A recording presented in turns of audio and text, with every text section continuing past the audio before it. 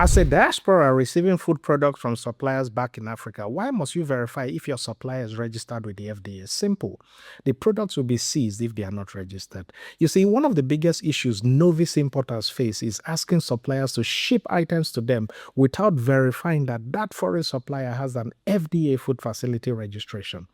So let's break down what the FDA Food Facility Registration is. Now, the rule is that any foreign facility that produces food that is to be consumed in the USA must register their facility with the FDA. It's not optional. Register or you may have your food seized on entry. Now, the reason for the registration is to allow for tracking of foods from each facility and for the FDA to be able to take appropriate action such as recall should any issue arise from foods coming from that facility. So imagine you're a new importer who simply tells a foreign supplier to ship items in commercial quantities to you without first verifying if they are registered. Well, the FDA will most likely seize those items. To simplify this further, FDA facility registration is the US government way of knowing where the food is coming from. So if your supplier is shipping dry foods to you, spices, oil, fresh produce, animal, pet food, or they have a warehouse that touches the product before export, ensure they register the facility with the FDA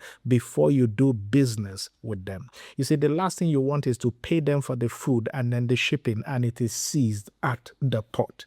Now, the good news is that the registration is free, but extremely important. Though the registration is free, they will also need what you call a US agent for communication with the FDA, and these agents will typically charge a small annual fee. Now, when your supplier have a registered facility, the FDA sees them as being transparent, accountable, and traceable. That alone builds trust with the retail stores you want to supply. Now, I have a detailed training on YouTube where I go deep into all you need to know about food facility registration, US agents, and prior notice information. Check it out on my YouTube page. And for more contents to be delivered to your feed, be sure to subscribe.